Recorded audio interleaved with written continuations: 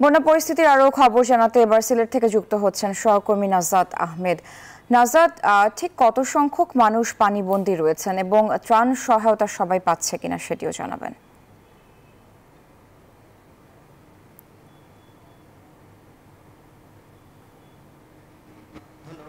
আমি যদি সিলেটের বন্যা পরিস্থিতি সার্বিক পরিস্থিতি বলি, সিলেটের বন্যা পরিস্থিতি কিন্তু অনেকটাই উন্নতি হয়েছে। সিলেটের যে নদীগুলো আছে, নদীর পানি এখন দুইটি নদীর 4টি পয়েন্টের পানি বিপদসীমার উপর দিয়ে প্রবাহিত হচ্ছে। গতকালেও কিন্তু 6টি পয়েন্টে ছিল, আজকে দুইটি পয়েন্ট কমেছে। বলা যেতে পারে সিলেটের বন্যা পরিস্থিতির উন্নতি হয়েছে। সিলেটের যে বন্যা পরিস্থিতি উন্নতি হলেও কিন্তু এখনও পানিবন্দী রয়েছেন প্রায় 5.5 লাখ মানুষের মতো।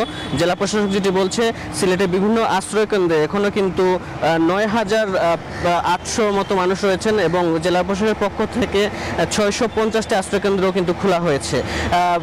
একটি বিষয় হচ্ছে বন্যা পরিস্থিতি যে উন্নতি হওয়ার সাথে সাথে কিন্তু বন্যার যে ক্ষয়ক্ষতি সেটি কিন্তু দৃশ্যমান হচ্ছে। অনেক এলাকায় কিন্তু রাস্তাঘাট ভেঙে গেছে, অনেক ঘরবাড়ি কিন্তু ক্ষতিগ্রস্ত হয়েছে, যার ফলে কিন্তু যারা বন্যা কবলিত এলাকায় মানুষ কিন্তু অনেকটাই দুর্ভোগে রয়েছেন।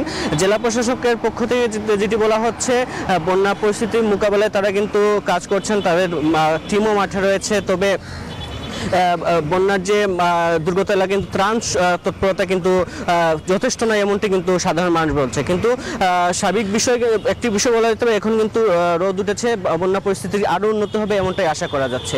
সব মিলে এই ছিল আমার কাছে সিলেট থেকে বন্যা পরিস্থিতির সর্বশেষ খবর।